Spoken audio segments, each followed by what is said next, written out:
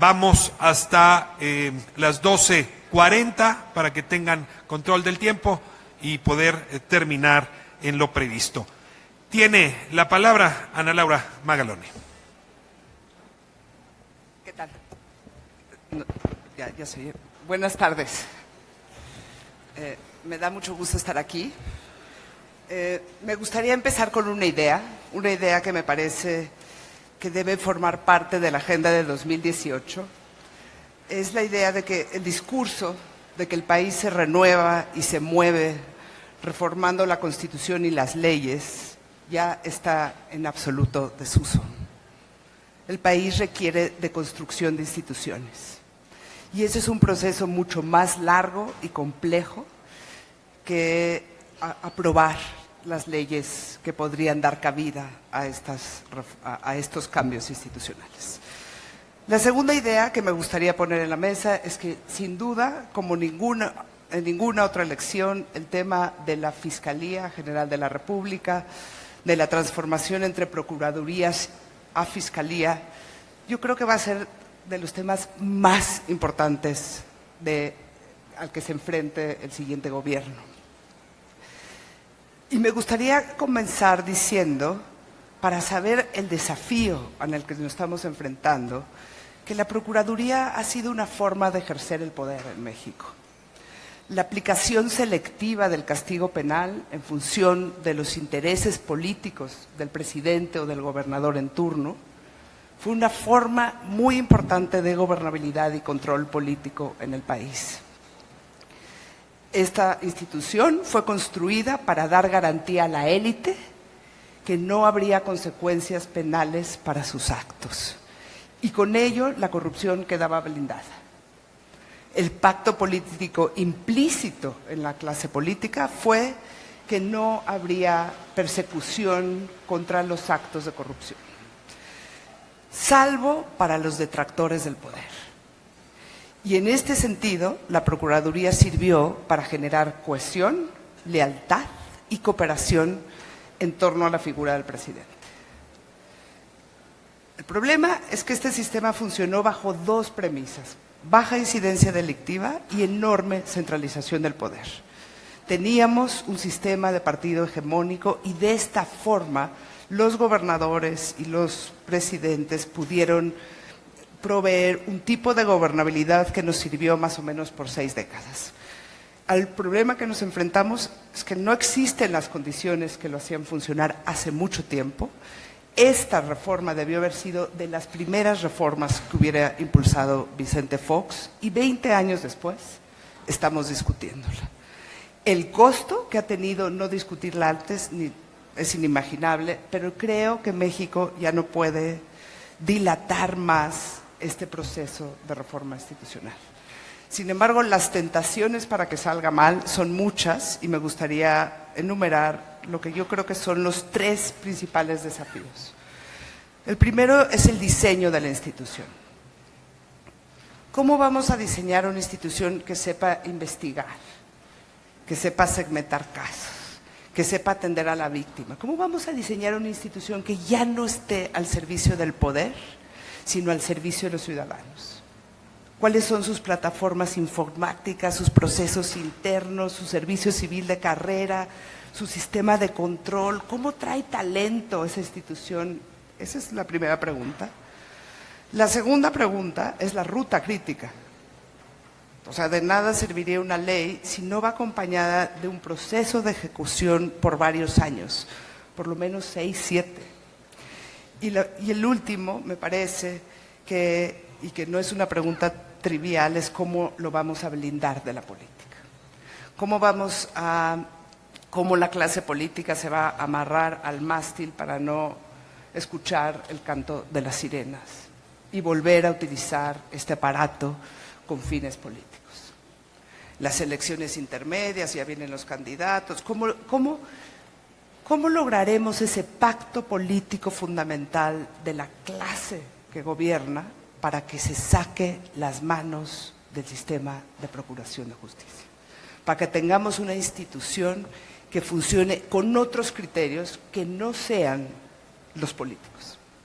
bajo la imparcialidad, la igualdad de la ley, los casos prioritarios, lo que le preocupa a la ciudadanía, pero no para usarlo como forma de control político. Tengo algunas ideas al respecto, pero como es breve el tiempo, después las abordaré. Prometo que habrá oportunidad de profundizar. Muchas gracias, Ana Laura. Sin duda, tu voz ha sido fundamental para muchos en la manera como estamos comprendiendo este paso entre Procuraduría y Fiscalía. Le doy ahora la voz a Carlos Cruz. Gusto de tenerte aquí, Carlos. Gracias. Bienvenidas a los partidos de este espacio de sociedad civil. Gracias a todas y todos por la presencia. Y lo que quisiera empezar diciendo es que este es un diálogo entre distintos, es un diálogo entre diferentes. Y lo digo en estricto sentido porque a quienes representan, quienes están en la mesa y no son de la sociedad civil, en muchos momentos han sido comparsa de la inseguridad y de la injusticia que vive el país. En ese sentido, me parece que este diálogo es un diálogo que debe contribuir a dinamizar al país, a dinamizar a México, a este México hundido en una crisis en donde la sangre todos los días nos explota en la cara. Si Giovanni Falcone y Paolo Borsellino, víctimas de la mafia italiana, vivieran, seguramente nos dirían que vamos por el buen camino luchando por la autonomía de la Fiscalía. Sin embargo, nos dirían que estamos muy lejos de que esa autonomía funcione, cuando no nos hemos atrevido a desmantelar financiera y patrimonialmente a los cárteles de la droga y sus vínculos políticos y empresariales. Lo digo con miedo, porque no sé qué pueda suceder después de haber dicho esto, pero la realidad es que el vínculo político y el vínculo empresarial con los cárteles de la droga son los que están haciendo pedazos la vida de millones de mujeres y hombres jóvenes allá afuera. Para nosotros,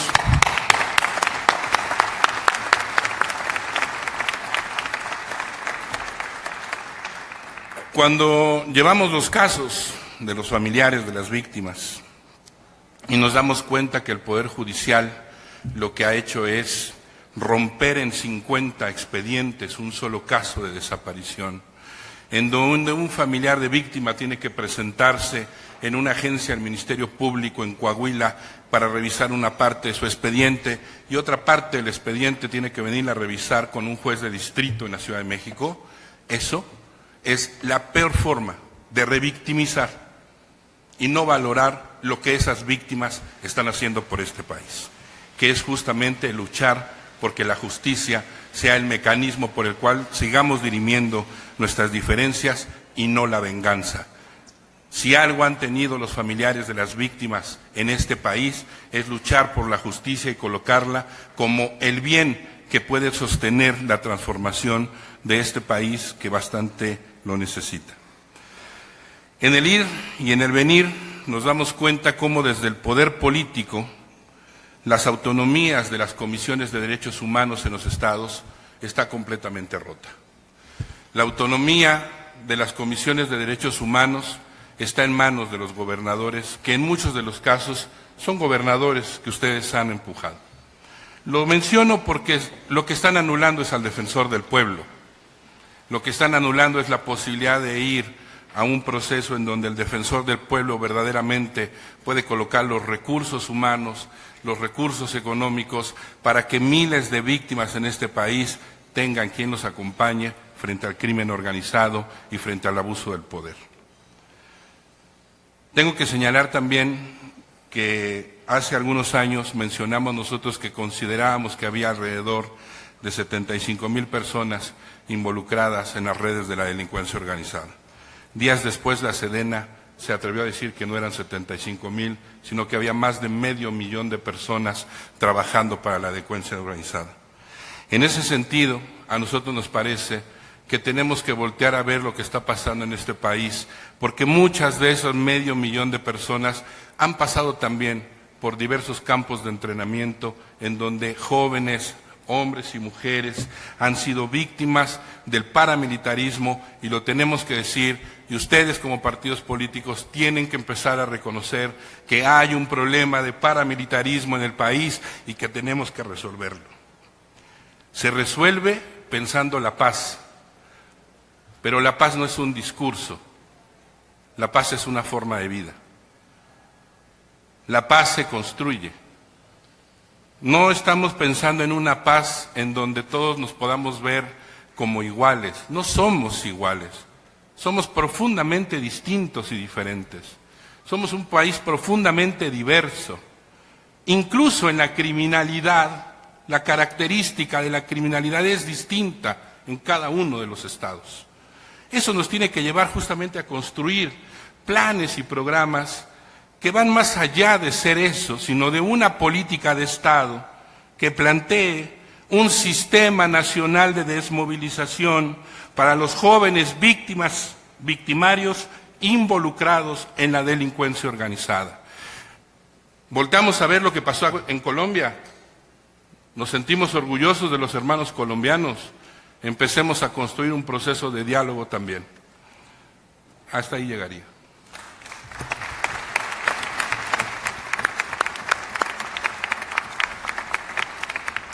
Cada duda, Carlos, estas son voces fraguadas al calor de haber estado con las comunidades muchos años. Gracias por compartirlo aquí.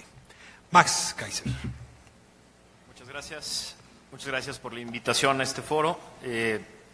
Vengo a sustituir a María Amparo Casar, que Mexicanos contra la Corrupción ha tenido un gravísimo problema en este par de días, después de una gran tarea que han hecho de señalar la corrupción con investigaciones muy profundas y concretas. Ayer fue amenazado uno de sus colaboradores, y entonces esto hay que decirlo, ¿no? Es decir, la sociedad civil despertó, está señalando, está poniendo el dedo en la llaga y tiene consecuencias. La sustituyo, espero honrar el que me hayan invitado a esta mesa. Corrupción. Estamos viviendo uno de los momentos más oscuros en la historia de este país, porque se combina por primera vez en la historia una profunda corrupción con una sistematización de la impunidad. Cuando esto pasa, cuando se combinan corrupción e impunidad, pasan tres cosas. La corrupción se expande. Cuando los de enfrente ven que al colaborador no le pasó nada por haberse tomado una licencia, un dinero, un recurso, empieza a copiarse la conducta, ¿no? Entonces se expande, se empieza a expandir en un órgano, luego en una secretaría, luego en un gobierno completo. Cuando se expande, corroe la institución, hace que la institución deje de servir para lo que tenía que servir. Si es educación, deja de dar educación. Si es seguridad, deja de dar seguridad. Si es salud, deja de dar salud. La corrupción hace que se corroa la institución. Y finalmente se convierte en sistema, se convierte en parte de la forma de trabajar normal de una institución. Estas tres cosas pasan cuando se combina corrupción e impunidad de manera sistemática, y es lo que estamos viviendo hoy en México. Hace 2 años, los ciudadanos le dimos un poco de esperanza a México con todo un movimiento que empezó con la Ley 3 de 3, que juntó 634,000 firmas y culminó en la creación del Sistema Nacional Anticorrupción. Este sistema le dio esperanza a la gente, le dio esperanza de va a haber algo, va a haber un cambio. El Estado se reconfiguró desde adentro, cambió desde adentro, se modificó desde adentro. Y la esperanza no se ha perdido, pero estamos en un momento como de impasse, estamos en un momento de suspensión, porque hay 4 dimensiones pendientes que hay que atender de manera urgente y que ustedes, los partidos políticos, tienen que comprometerse a atender de manera urgente. La primera, el andamiaje legal no está listo, no está completo. A pesar de que las 7 leyes que pasamos el año pasado en el Congreso, en colaboración con ustedes, son leyes que fundan el Sistema Nacional Anticorrupción, hay muchas otras leyes que siguen pendientes. Hay estados que todavía no acaban su tarea de hacer las leyes, pero hay leyes paralelas al Sistema Nacional Anticorrupción que son muy importantes. Por ejemplo, si ustedes revisan casi cualquier escándalo de corrupción de los últimos 10 años, tienen que ver o con obra pública o con adquisiciones. Hay que reformar la ley de obra pública de manera profunda y completa. Hay que reformar la ley de adquisiciones. Hay que reformar todo nuestro sistema de contrataciones públicas, no solo a nivel federal, sino en todo el país. Es importantísimo porque de ahí han salido todos los escándalos. Como ya decía Ana Laura, falta el diseño de la Fiscalía General de la República y faltan una serie de leyes que tendrán que acabar de complementar el Sistema Nacional Anticorrupción. Esa es la primera dimensión, acabar el andamiaje legal. La segunda es el tema de los nombramientos. Es la segunda dimensión que es importantísima, pero hay que verlo en 2 aspectos. El aspecto personal y el aspecto de procesos. No solo hay que escoger a las mejores personas, a las personas más autónomas e independientes y capaces para realizar los trabajos que tienen que realizarse en estas instituciones. Se tiene que hacer a través de procesos que den legitimidad a quien llegue al cargo. Escoger a una buena persona a través de procesos manchados y señalados de haber sido manipulados por los partidos hacen que la mejor persona quede ilegitimada en el momento en que llega al poder. Por lo tanto, esta segunda dimensión es importantísima y está en sus manos. Personas capaces, autónomas e independientes que lleguen a estas instituciones a través de procesos que los legitimen por la forma de llegar. La tercera dimensión, al sistema le urgen casos. Los casos dan tres cosas. Los casos ponen a prueba los sistemas, los casos ponen a prueba las instituciones, nos permiten saber si lo que hicimos como reforma es adecuado o no y dónde ajustar. Y por lo tanto urgen casos que empiecen a mover el tema. Finalmente, hace falta también generar precedentes a través de los casos y hacer que se generen mejores formas de conectar la ley. Y finalmente, la última, 4, las personas. Hace una semana Transparencia Internacional sacó un índice que pone a México en el primer lugar de toda América Latina en personas que dan sobornos. Tenemos que convertir la corrupción desde el plano personal, familiar y comunitario en algo que se aborrezca, que se reproche, que se elimine de la forma común de la vida de las personas. Estas 4 dimensiones están en la esfera de ustedes. Gracias. Max, muchas gracias. Alberto Fernández tiene la voz. Gracias. Bueno, los problemas más graves que sufrimos en México, como son la pobreza, el crimen organizado, las deficiencias en los sistemas públicos de educación y salud y la inequidad, todos estos problemas tienen una causa raíz, un problema madre que si no se resuelve nada se podrá resolver. Este problema es la falta de Estado de Derecho. Vivimos en un país que acepta, que abraza la ilegalidad en todas las esferas sociales, en todos los niveles de gobierno. La ausencia del Estado de Derecho nos está ahogando y estamos aventando un salvavidas relleno de plomo al no reconocerlo con la importancia que se requiere como el problema madre de todos los problemas que tenemos en México. Son percibidos como los más corruptos en México los partidos políticos, el gobierno federal y el gobierno estatal, según los datos del INEGI. A pequeña escala, la mayor parte de las causas de corrupción sucede en los trámites realizados en las oficinas de gobierno o interacciones con agentes policiales. Esta ilegalidad nos ha metido en un entorno donde la impunidad que vivimos genera una profunda desconfianza entre las autoridades. En México únicamente el 11% de los crímenes son reportados y solo el 2% llega a una sentencia judicial. Tenemos en México un sistema de justicia civil por detrás de países como Ucrania, Zimbabue y Honduras, de acuerdo con el World Justice Project. La incidencia en crímenes de alto impacto está incrementando de forma repentina. La tasa de asesinatos creció 30% en la primera mitad del 2017. Incluso dentro de los mismos partidos políticos que ustedes representan, así como pudiéramos estar de acuerdo que hay mucha gente buena, también pudiéramos estar, creo, todos de acuerdo que han tenido cuando menos algunos gobernantes, algunos presidentes municipales corruptos. En el caso de Nuevo León, por dar un solo ejemplo, si no han sido capaces ustedes en los partidos políticos de haber corrido ni a un solo miembro por corrupto en los últimos 20 años, entonces ¿cómo podremos los ciudadanos confiar que cuando entren al poder vayan a poder luchar en serio en contra de la corrupción? En breve, mientras no seamos capaces de que se viva un sólido Estado de Derecho, donde todos parejo, incluyendo los políticos y los empresarios más poderosos, cumplan las leyes, mientras no aprendamos a vivir un país donde vivamos una cultura de la legalidad, no podremos resolver los problemas más grandes que tenemos como país. Yo represento una organización que se llama Hagámoslo Bien, que hay un esfuerzo muy grande de parte ciudadano, muy enfocado inicialmente en Nuevo León, donde nosotros como ciudadanos tenemos que voltear a ver los problemas que tenemos y el dicho es hagámoslo bien para que te vaya bien. Pero es algo que vemos una falta de interés como un problema principal en el país a nivel nacional. Gracias. Alberto, muchas gracias. Pasamos a la primera ronda de preguntas, de nuevo organizadas por tema. Y le voy a pedir a Carlos Cruz que sea el primero que abra con esta interrogante. La inmensa mayoría de personas que están en situación de cárcel en México son jóvenes de entre 18 y 25 años. La mitad de ellos sin sentencia. Si no me equivoco, Ana Laura, casi todos, o una buena parte, por delitos inferiores a los 6,000 pesos. ¿Esto qué quiere decir? ¿Que los jóvenes son peores criminales que cualquier otro? ¿O qué nos está diciendo la cárcel para entender el conjunto del sistema de seguridad y justicia? El sistema político mexicano lo que nos está diciendo es que ve en las y los jóvenes el factor de riesgo y no el factor protector. Nosotros insistimos en Cauce Ciudadano es que las y los jóvenes no son peligrosos, están en peligro. La mayoría de los jóvenes que están en detención no tuvieron oportunidad. La mayoría de los jóvenes que se encuentran en los reclusorios no han tenido hoy oportunidad de transformación dentro de las cárceles. El sistema lo que tiene es carne de cañón para poder seguir teniendo un sistema que no genera humanidad, que al contrario la deteriora. Recuerdo a algún compañero que después fue un jefe de los Zetas en Ecatepec. Él llegó a esa cárcel porque se había robado un tanque de gas, porque quería comer caliente en su casa. Y después se tuvo que enrolar para poder salvar la vida dentro. Y cuando sale, enganchado en el sistema.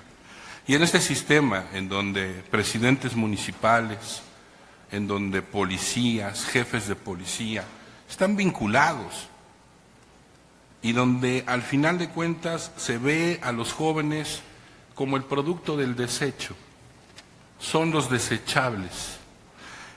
Yo creo que después de ver a tantos jóvenes en el pasado, en 19 de septiembre movilizados, este país tiene una gran deuda con las y los jóvenes de México. Los políticos tienen una gran deuda con las y los jóvenes de México. Yo vi a muchos pandilleros metidos, moviendo escombros, haciendo brigadeo a los estados, resolviendo lo que no podían resolver los adultos. Hay que romper con este adultocentrismo y entonces transformar las cárceles en escuelas para la paz. Hay que ser más arriesgados.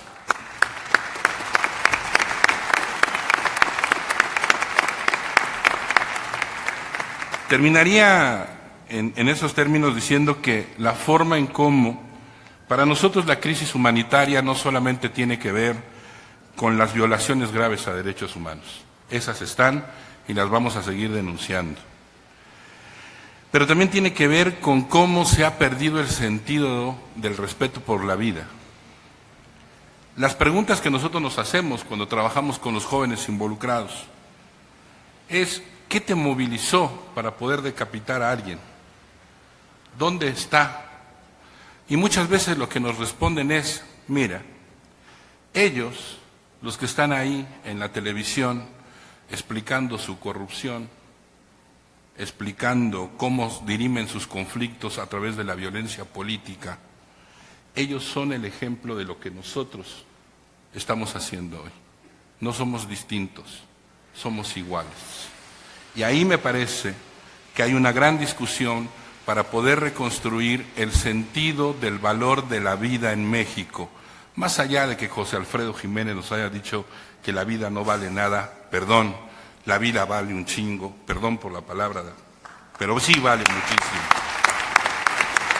Ana Laura, tú estás trabajando en comunidades en Iztapalapa, también arrojada a zonas de violencia donde los jóvenes son las principales víctimas. ¿Cómo reaccionas a esta cifra de las cárceles?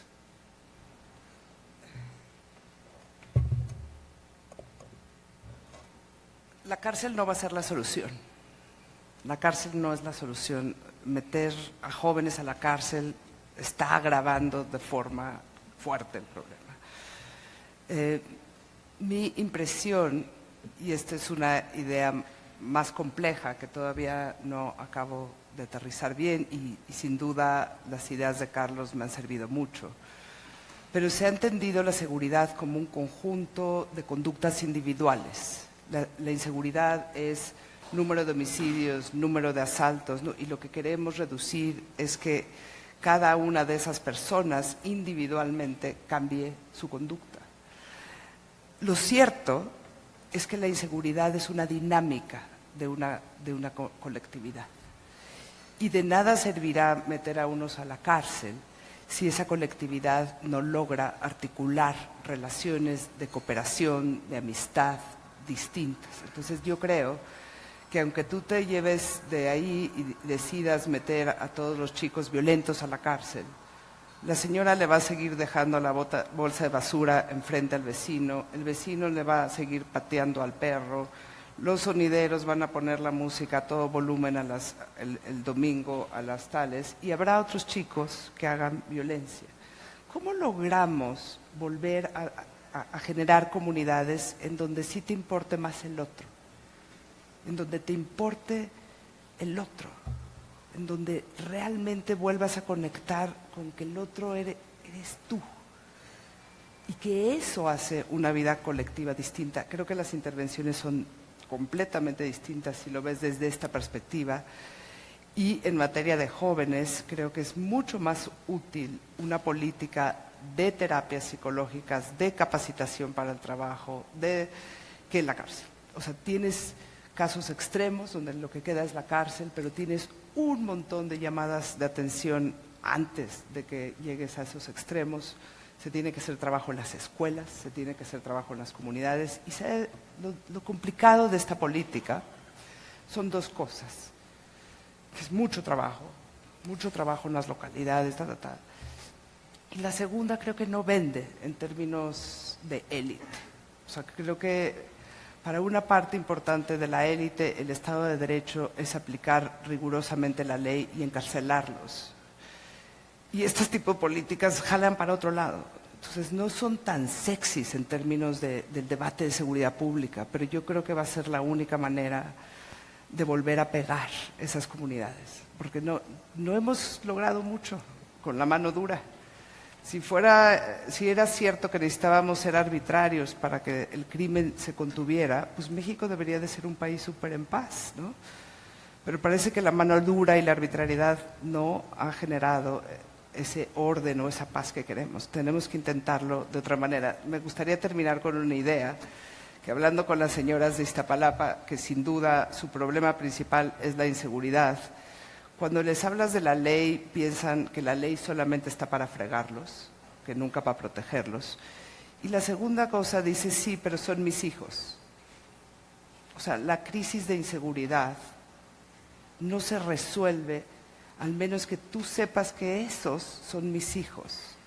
¿Cómo los incluyo en vez de cómo los sigo expulsando? Me parece un acertijo complejo, pero yo creo que vale la pena empezar a reflexionarlo por otra vía, digamos. Entiendo que esto no es lo que suena más sexy en términos electorales, pero sí creo que es lo que se tiene que hacer a ras de suelo, digamos, a ras de tierra.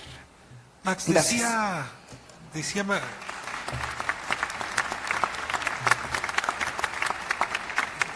Ana Laura, y un poco tú retomaste el tema, menos leyes y más instituciones.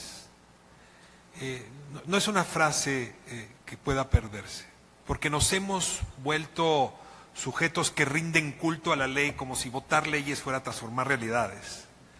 Y luego cuando la ley se tiene que traducir en efecto en instituciones, no funciona. ¿Por qué hay inseguridad? Porque no tenemos mando único. Entonces hay que hacer una ley para el mando único.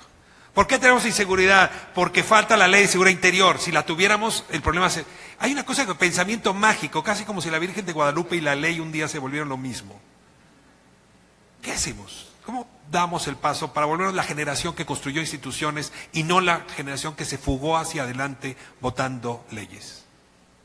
Yo creo que tenemos un acertijo parecido en corrupción al tema de inseguridad, que es cómo hacemos sexy lo que no es. Es decir, electoralmente es muy rentable, para los partidos políticos es muy rentable hacer la ley, pasar la ley, vender la ley, firmar la ley. Y lo aburrido es lo que viene, lo aburrido es la construcción de los órganos, de las instituciones, los nombramientos, los casos, seguir casos que pueden durar 2, 3, 4 años, y fiscalizar adecuadamente a las personas, hacer auditorías complejas, grandes, aburridas que duran meses. Esa es la parte que no es sexy, que no es atractiva, que no vende electoralmente, pero esa es la que conforma instituciones maduras que eventualmente tienen la capacidad de ser eficaces en el combate a la corrupción. Entonces, el gran cuestionamiento hacia adelante es cómo le hacemos para que ciudadanos, partidos políticos e instituciones trabajemos de manera conjunta, no solo para rediseñar el sistema, no solo para cambiar las leyes y hacer buenas leyes. Yo no estoy seguro si hacen falta menos o más, lo que sí sé es que hacen falta mejores leyes. Pero después de mejores leyes hacen falta mejores instituciones. Y la manera en la que lo vamos a lograr es trabajando de la mano para que una vez que hacemos la parte divertida y atractiva y la que vende mucho, que es la publicación de la ley, ¿cómo le hacemos para que madure en las instituciones y cómo le hacemos para seguir trabajando de la mano para que el proceso de nombramiento, la persona que llega, si trabajó bien o trabajó mal, los casos que hay que seguir, si eventualmente llegamos o no a la cárcel? Es dramático cómo en los últimos años evaluamos el trabajo de las instituciones, sobre todo de Procuración de Justicia. Las evaluamos con base en la consignación o en la averiguación previa y se nos olvida que lo importante son las sentencias. No tenemos una sola sentencia que valga la pena en los últimos años de casos de corrupción de alto nivel en este país y todo está a la mitad. Entonces esa parte aburrida de seguir los casos, esa parte aburrida de hacer madurar las instituciones es el acertijo que tenemos que resolver entre los que estamos en la mesa, ¿no? Alberto, en 2007, Eduardo Medina Mora, hoy ministro de la Corte, entonces procurador de la República, hizo una declaración en Cámara de Diputados que decía más o menos lo siguiente: debemos aceptar que hemos perdido control del territorio a manos del crimen organizado. No es que hubiese dicho perdí mis gafas o perdí un zapato, se parecía más a la discusión de Santana, perdí territorio. Un año y medio después, ese territorio al que se refería, que era la ribereña de Tamaulipas, Reynosa, Matamoros, se comió a Monterrey. Es decir, la ciudad económicamente más influyente en el país. Te pregunto hoy, casi 10 años después, ¿ya la recuperó el Estado o sigue extraviada la región? Bueno, pues sí fue para nosotros nos movieron el tapete de forma muy fuerte porque estábamos acostumbrados a una civilidad total, a que no pasaba nada y de un momento a otro llegamos a tener uno de los peores momentos de la historia de seguridad en el Estado. Creo que hemos avanzado mucho. Nos dimos cuenta que el tema del crimen no era un tema nada más de atacar a los criminales, sino que también habíamos descuidado al tejido social, que nos habíamos despegado de mucho las clases sociales, que había que trabajar en las escuelas públicas, que había que involucrarnos a que haya convivencia social. Entonces es un tema que nos ayudó a despertar en Nuevo León. Se crearon muchas instituciones ciudadanas nuevas como la que yo presido, porque nos dimos cuenta que somos parte del problema. Éramos parte del problema y también parte de la solución. Si nos poníamos a trabajar de forma conjunta, a exigir al gobierno a que se pusiera a trabajar en temas de seguridad, se creó conjunta con la sociedad civil una policía estatal que no existía para combatir el crimen en Nuevo León. Se crearon muchos institutos para revisar los temas judiciales, de seguridad, se crearon policías nuevas de proximidad. En fin, nos involucramos los ciudadanos en este despertar ciudadano que hay en Nuevo León y creo que hemos avanzado mucho. Lo preocupante es que pues los criminales ahí siguen. Los índices han bajado de homicidios per cápita, etcétera. Vivimos un poco más tranquilos, pero al final de cuentas, el que sigamos siendo corruptos como sociedad, el que sigamos teniendo políticos que sabemos que tienen temas de corrupción y no pueden ir a dar a la cárcel, el que tengamos esa incapacidad de poder vivir un Estado de Derecho en Nuevo León, pues es una puerta abierta para el crimen organizado que tarde o temprano van a despertar y van a regresar. Entonces, sí hemos avanzado mucho. Creo que el más grande beneficio ha sido este despertar ciudadano de de ponernos a trabajar y ahora sí las riendas del Estado a la ciudad, a todos los regios juntos, pues no se nos van a volver a soltar como se nos soltaron. En esa fecha, Eduardo Medina Mora, 2007, se refería concretamente a cómo se habían sido cooptadas las policías. Y más o menos año después, el comandante Leizaola, que había sido policía en Tijuana y luego recorrió casi toda la República, lo entrevistó el New York Times, preguntándole cómo le había hecho para bajar la delincuencia en Tijuana. Y arrancó con una declaración. Cuando yo llegué a la policía de Tijuana, me la encontré dividida en dos. La mitad estaba con un cártel y la otra mitad con el otro. Las policías, el Ministerio Público, los jueces, son la pistola con la que se disparan unos criminales a otros. No quiero generalizar, pero ahí donde la violencia es mayor, es porque las instancias de gobierno no solamente son cómplices, son parte central del problema, son corazón de la impunidad. Desde esta dinámica de contexto, te preguntaría, Ana Laura, la apuesta de volver autónoma a la Fiscalía, la posibilidad de convertir esta institución que describías, ¿podría transformar esta realidad? ¿Y qué hacemos con el resto de las instituciones? Lo que ves en el crimen organizado es lo mismo que pasa en la política, digamos. Nada más que ya no lo controla el presidente. O sea, es una institución, las procuradurías, las policías, el aparato judicial, entrenado para hacer pactos. Y a través de esos pactos, en el pasado, administrar la impunidad y generar gobernabilidad. Entonces, cuando tú me dices, las policías están cooptadas, sí, lo mismo que el procurador cuando se trata de no sé qué caso, ¿me entiendes? O sea, cuando el de arriba negocia, los de abajo van a negociar, porque ese es el sello con el que se define la institución. Entonces, lo que pasa en el caso de la seguridad pública es que las instituciones están colapsadas, pero por incompetentes. ¿Pero qué les generó toda esa incompetencia? Pues ser unas instituciones que funcionaban para pactar. Y así se pactaba con el crimen organizado y se pactaba apoyos políticos. Es el mismo modelo, digamos, donde negocias la ley a cambio de cosas, ¿no? Entonces creo que efectivamente la autonomía de la Procuraduría pasa también por definir muy bien policías, qué vamos a hacer con policías, pero donde el modelo se va a fregar y donde no hemos logrado los consensos es que ya no se puede manipular tampoco arriba. Hay un cierto idealismo de pensar que abajo se aplica la ley de forma rigurosa y arriba se negocia. O es una cosa o es otra. Las instituciones se construyen con una mística o con otra. Y si la cabeza negocia, tus policías van a acabar negociando. Y la cabeza negocia con los empresarios y la élite política y tu policía con el narcomenudeo o el crimen organizado. Pero es lo mismo.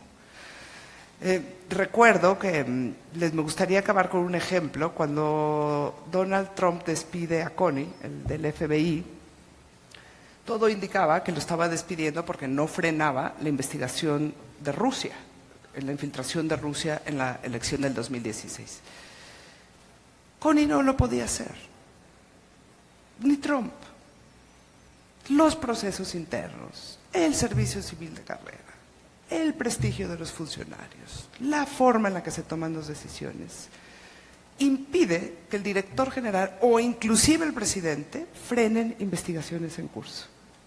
Esa es la autonomía de la institución y donde se va a poner a prueba es arriba.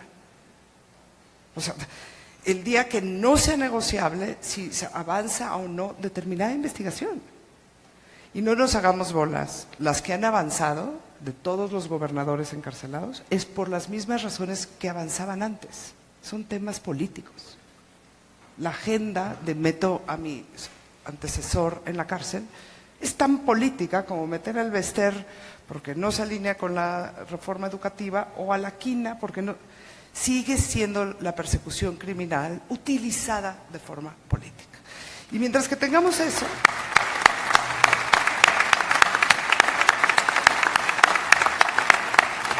por eso creo que la pieza clave es arriba. Si arriba logramos hacer una institución que nadie, ninguno de ustedes pueda manipular, ni tener la tentación de hacerlo. En ese momento van a ver si no domesticamos abajo a la policía, a la relación con el crimen organizado y tal, pero tiene que empezar por la élite. La élite se tiene que someter al derecho. Ana, me ganó la lengua el periodista y te tengo que hacer la pregunta.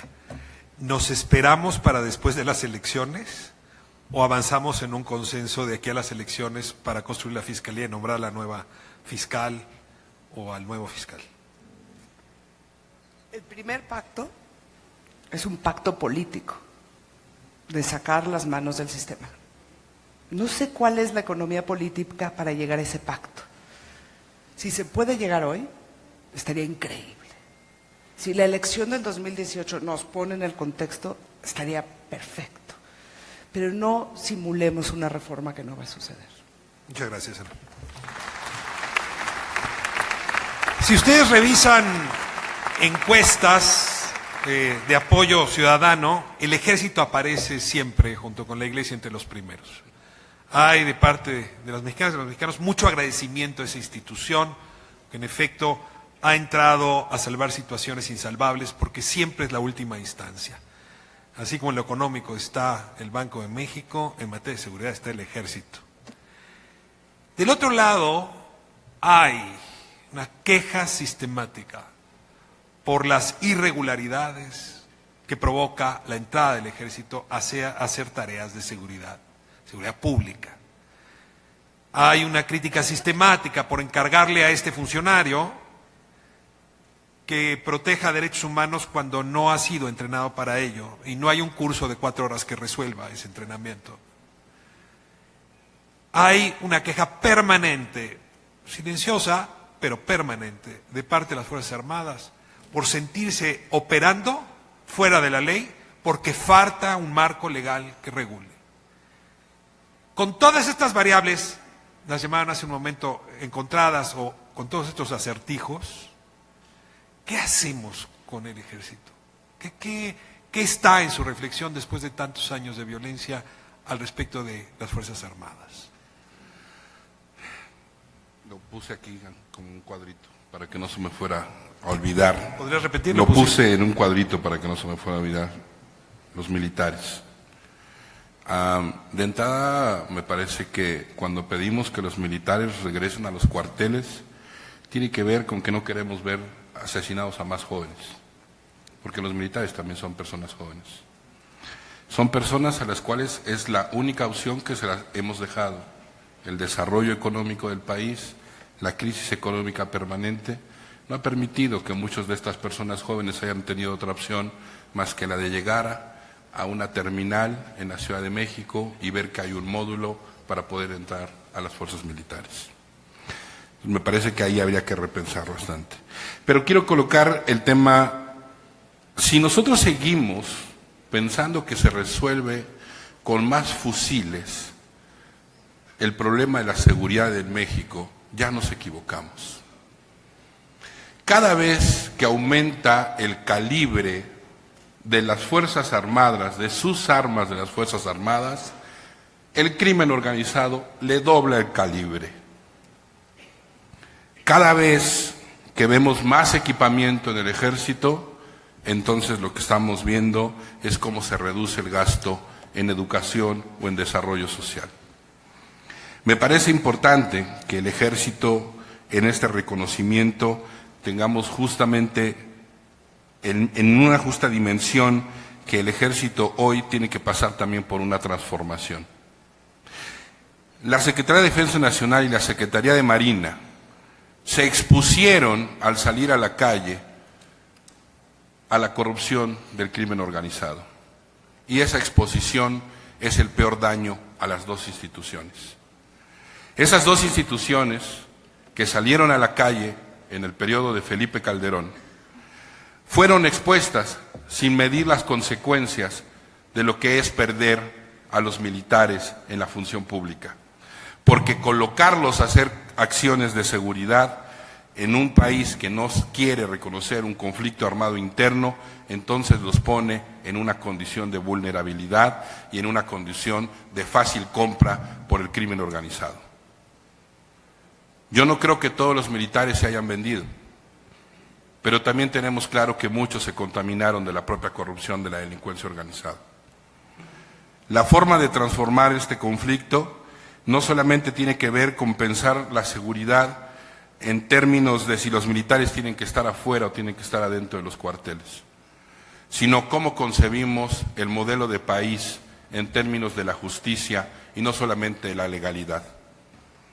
Creo que una de las cosas más importantes para ellos es que también ellos lo han dicho en diversos espacios: queremos regresar a los cuarteles, ayúdenos a regresar a los cuarteles.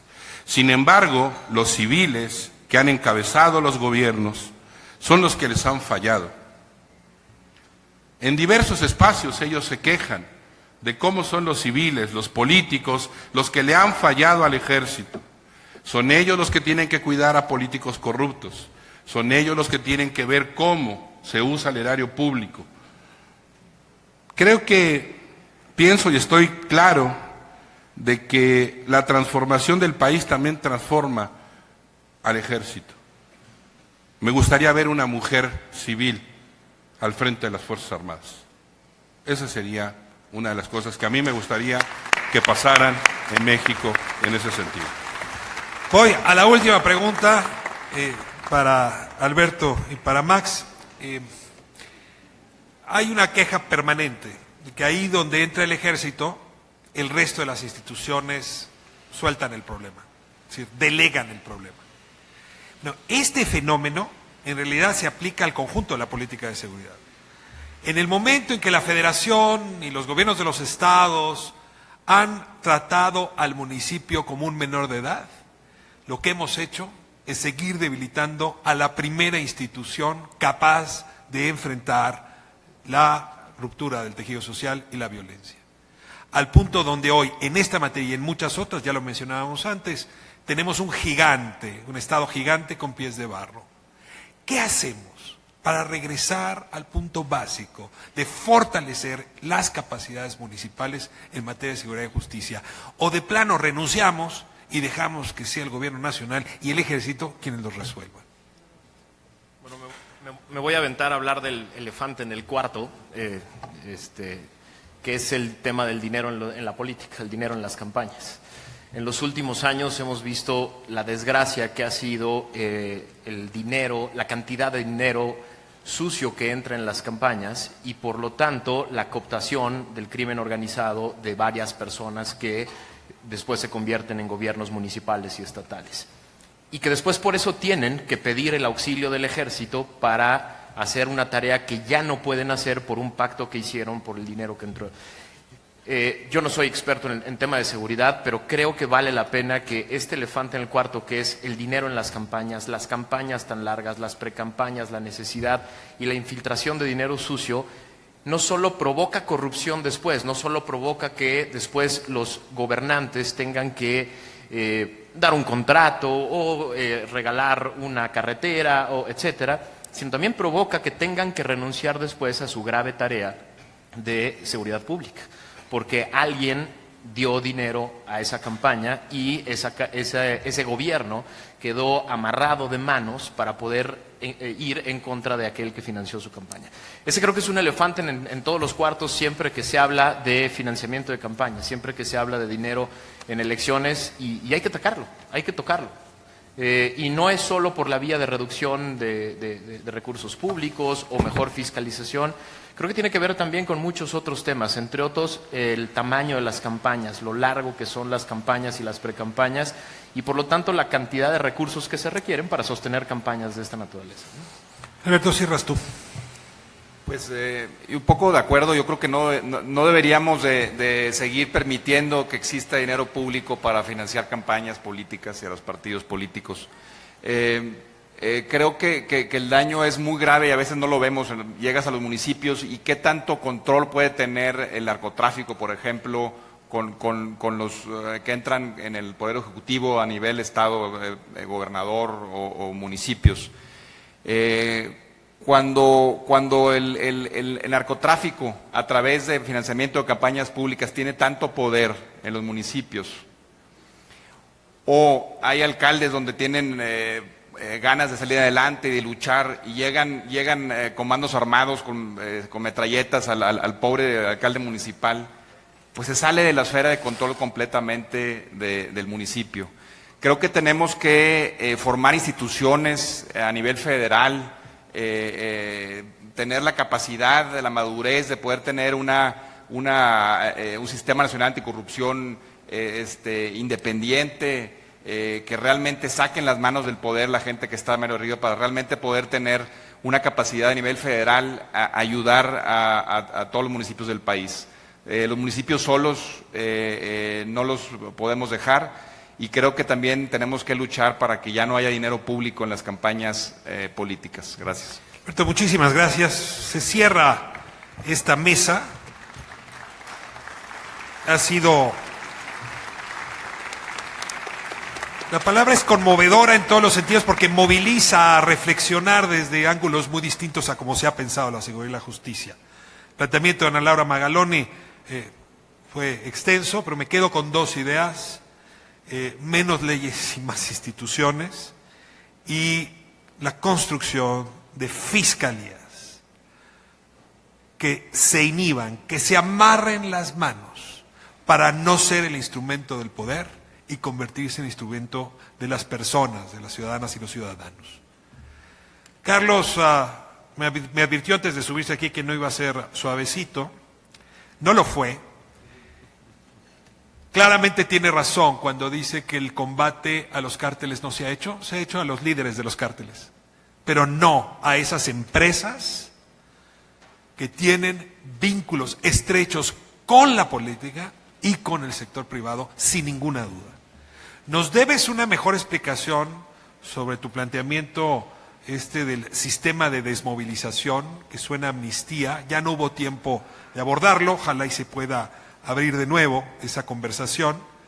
Agradecerle a Max, que pues es uno de los redactores de la ley 3 de 3, y que bienvenido al paso entre la ley y la aplicación ahora, nos ha dado varios consejos en esa dirección. Y desde luego, Alberto, en este esfuerzo de construcción de sociedad civil, que es lo que permite, una palabra que le aprendí a Carlos hace tiempo, resiliencia.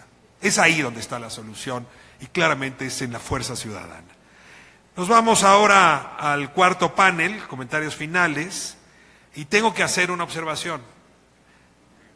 Ya peino canas, y hace tiempo que recorro la política desde distintos pasillos. Nunca había estado en una reunión donde los líderes políticos escucharan y la sociedad hablara. No saben cómo les agradecemos ese momento.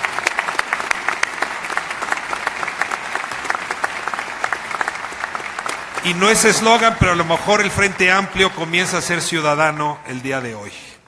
Dejo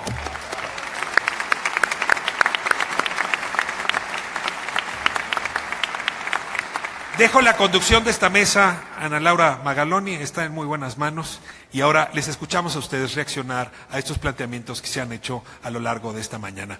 Muchas gracias, y de mi parte muchas gracias a los organizadores por el honor que me confirieron este día.